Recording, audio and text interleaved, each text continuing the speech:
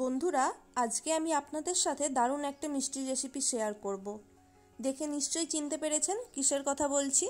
হ্যাঁ বন্ধুরা, আজকে আমি ওড়িশার বিখ্যাত ছানাপোড়া মিষ্টি রেসিপি শেয়ার করব আপনাদের সাথে। এই মিষ্টি যে একবার খেয়েছে এর স্বাদ কখনোই ভুলতে পারবে না। তাহলে ভিডিওটা স্কিপ না করে শেষ পর্যন্ত দেখতে থাকুন।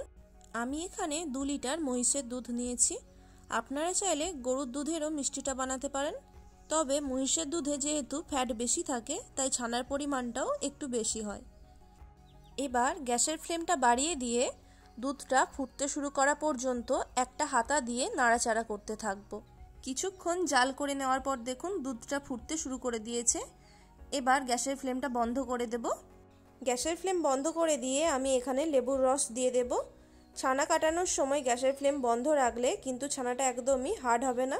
আপনারা চাইলে লেবুর রসের পরিবর্তে সিরকা বা ভিনেগার দিয়েও ছানা কাটিয়ে নিতে পারেন, তবে লেবুর রস দিয়েই ছানাটা কাটালে ভালো হবে, যেহেতু লেবুর রসের একটা আলাদাই গন্ধ থাকে। আমি এখানে অল্প অল্প করে লেবুর রস দিয়ে ছানাটা কাটিয়ে নিচ্ছি। যতক্ষণ না দুধটা কেটে ছানায় পরিণত হয় লেবুর রস দিতে হবে। কিছুক্ষণ পর দেখুন দুধটা থেকে ছানায় পরিণত হয়ে গেছে। সম্পূর্ণ ছানাটা ছেঁকে নেওয়ার জন্য আমি এখানে একটা সুতির কাপড় ব্যবহার করেছি। দেখুন একটা ডেচকির ওপর সুতির কাপড়টা বিছিয়ে দিয়েছি, যাতে ছানার জলটা ডেচকিতে চলে যায় আর ছানাগুলো সুতির কাপড়েতে আটকে যায়। ছানাটা ছেঁকে নেওয়ার পর কিন্তু আমি এতে কোনো রকমই ঠান্ডা জল ব্যবহার করব না। কাপড়ের দুদিকটা ধরে এভাবে তুলে নেব আর ছানা থেকে সম্পূর্ণ জলটা আমি ছেঁকে নেব। ছানা থেকে বেশি পরিমাণ জল ছেঁকে নেওয়ার জন্য আমি এরকম একটা ছাঁকনি নিয়েছি। এর ওপর ছানাটা আমি রেখে দেব কাপড়টা ঠিক এইভাবে মুড়ে। ছানাটা এখানে খুব বেশি ড্রাই করা যাবে না, আর এর ওপর আমি কোনো রকমই ভারী বস্তু চাপাবো না। ঠিক এইভাবেই 5 মিনিটের জন্য ঝুলিয়ে রেখে দেব। 5 মিনিট পর সুতির কাপড় থেকে ছানাটা একটা পাত্রে ঢেলে নিচ্ছি। এই অবস্থাতে ছানাটা খুবই গরম আছে, সেই জন্য একটা চামচ দিয়ে ছানার মণ্ডটা ভেঙে নেব। আপনারা চাইলে ছানাটা একটু ঠান্ডা করে তারপর মেশাতে পারেন। অল্প একটু ছানাটা গরম আছে, তাও আমি হাত দিয়ে ভেঙে নেওয়ার চেষ্টা করছি। প্রথমে ছানার মণ্ডটাকে হাত দিয়ে এভাবে একটু গুঁড়ো গুঁড়ো করে নিচ্ছি, যাতে মেশাতে সুবিধে হয়। ছানার ডালাগুলো ভেঙে নিয়ে এবার এর মধ্যে দিয়ে দেব 1/2 কাপ পরিমাণে সুজি আর দিয়ে দেব 1 কাপ চিনি। এখানে মিষ্টির পরিমাণটা নিজেদের ইচ্ছে মতো কম বা বেশিও রাখতে পারেন। আর সাথে একটু ফ্লেভারের জন্য দিয়ে দেব 1/2 টিস্পুন এলাচের গুঁড়ো আর 1 টিস্পুন ঘি। ঘি দিলে এই মিষ্টির স্বাদ আর গন্ধ খুবই ভালো হবে। সম্পূর্ণ মিশ্রণটাকে হাত দিয়ে ভালো করে মাখিয়ে নেব।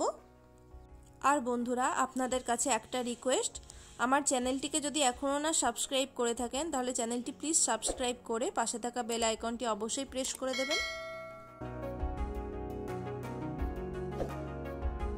দেখুন সমস্ত মিশ্রণ মিশিয়ে নেওয়ার পর আমি অল্প একটু ছানার জল দিচ্ছি মিশ্রণটাকে একটু পাতলা করার জন্য। ছানাটাকে একদম স্মুথ করে মিশিয়ে নিতে হবে, যাতে ছানার মধ্যে কোনো রকম ডেলা না থাকে। আর এই কাজটা হাত দিয়েই করতে হবে, কোনো মিক্সির মধ্যে দেওয়া যাবে না, তাহলে ছানার টেক্সচারটা নষ্ট হয়ে যাবে। প্রায় 7 থেকে 8 মিনিট ধরে ছানাটা এভাবে মাখিয়ে নিতে হবে। মিষ্টিটা আরও বেটার বানানোর জন্য আমি এখানে কাজু আর পেস্তা বাদাম কুচি দিয়ে দেব। এগুলো সম্পূর্ণ অপশনাল, আপনারা চাইলে নাও দিতে পারেন। আর দিয়ে দেব 1 চিমটে লবণ। যে কোনো মিষ্টি খাবারে লবণ ব্যবহার করলে কিন্তু মিষ্টির স্বাদ আরও বেড়ে যায়, তাই লবণটা অবশ্যই ব্যবহার করবেন। সমস্ত উপকরণকে আরও একবার ভালো করে মাখিয়ে নিচ্ছি। এবার এই অবস্থাতে আমি ঢাকা দিয়ে 30 মিনিট রেখে দেব, কারণ এর মধ্যে থাকা সুজিটা অনেকটাই ফুলে যাবে। একটা কেক টিন নিয়েছি ছানাপোড়া বানানোর জন্য। এর মধ্যে এবার একটু ঘি ব্রাশ করে নেব। আপনারা চাইলে সাদা তেলও বুলিয়ে নিতে পারেন। আর মিষ্টিটা বানানোর জন্য যে কোনো মোল্ড নিলেই চলবে। ঘি বুলিয়ে নেওয়ার পর এবার এর ওপরে একটা কলা পাতাকে এভাবে ছোট করে কেটে বিছিয়ে দিচ্ছি। আমি এখানে কলা পাতাটা আগে থেকে সেঁকে রেখেছিলাম, সেই জন্য একটু কালো হয়ে গেছে। এর উপরেও একটু ঘি ব্রাশ করে নেব। আর কলা পাতার পরিবর্তে আপনারা চাইলে শাল পাতাও ব্যবহার করতে পারেন বা বাটার পেপার দিলেও চলবে। কলা পাতার সব দিকেই কিন্তু এভাবে একটু ঘি বুলিয়ে নিতে হবে, তাহলে মিষ্টিটা খুব ভালো মতো কেক টিন থেকে ছেড়ে যাবে। এবার এর মধ্যে মিশ্রণটা ঢেলে দিচ্ছি। আর একটা টিপস বলে রাখি বন্ধুরা, 30 মিনিট মিশ্রণটা ঢাকা দিয়ে রাখার পর যদি দেখেন যে মিশ্রণটা অনেকটা গাঢ় হয়ে গেছে বা থিক হয়ে গেছে, তখন ওর মধ্যে একটু ছানার জল দিয়ে মিশ্রণটাকে আরেকবার মিশিয়ে নিতে পারেন। আবার খুব বেশি ছানার জল দিয়ে দেবেন না, যাতে মিশ্রণটা পাতলা না হয়ে যায়।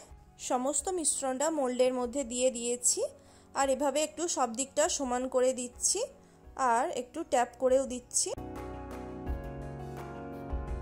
এবার মিষ্টিটা বেক করার জন্য একটা ডেচকি নিয়েছি। ডেচকির তলাতে লবণ ছড়িয়ে দেব যাতে সমস্ত হিট চারিদিকে ছড়িয়ে যায়। আপনারা চাইলে ডেচকির পরিবর্তে প্রেসার কুকার বা কড়াই নিতেও পারেন। একটা চামচ দিয়ে লবণটা চারিদিকে একটু স্প্রেড করে দিচ্ছি। এর উপরে এবার একটা স্ট্যান্ড বসিয়ে দেব।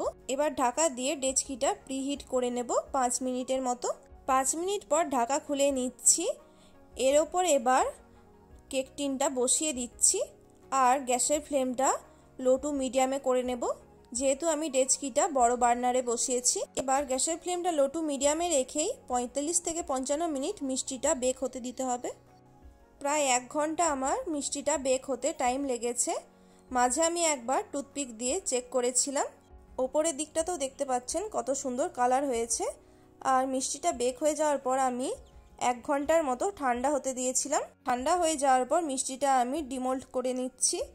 একটা ছুরি দিয়ে সাইডে এভাবে একটু কেটে নিচ্ছি যাতে ছানা পোড়াটা অনায়াসে বের হয়ে যায়। আজকের এই সুন্দর ছানা পোড়া মিষ্টির রেসিপিটা কেমন লাগলো অবশ্যই কমেন্ট করে জানাবেন। আর ভালো লাগলে অবশ্যই ভিডিওটিতে একটি লাইক করে দেবেন, সাথে আমার চ্যানেলটিকে সাবস্ক্রাইব করে পাশে থাকা বেল আইকনটি প্রেস করে দেবেন। অবশ্যই একবার হলেও এই মিষ্টিটা বাড়িতে ট্রাই করে দেখবেন। খুব বেশি উপকরণ লাগে না, 2-3টে উপকরণ থাকলেই চলবে আর খেতে তো দুর্দান্ত হয়। কেটেও দেখিয়ে দিচ্ছি কতটা সুন্দর হয়েছে। আর অবশ্যই খেয়াল রাখবেন বন্ধুরা, যে কোনো মিষ্টি বা কেক বেক করার পর কিন্তু অবশ্যই ঠান্ডা করে কাটবেন। গরম অবস্থাতে কাটলে কিন্তু মিষ্টিটা মাঝখান থেকে ভেঙে যেতে পারে। সবাই ভালো থাকবেন, সুস্থ থাকবেন। রেসিপিটা সম্পূর্ণ দেখার জন্য অসংখ্য ধন্যবাদ।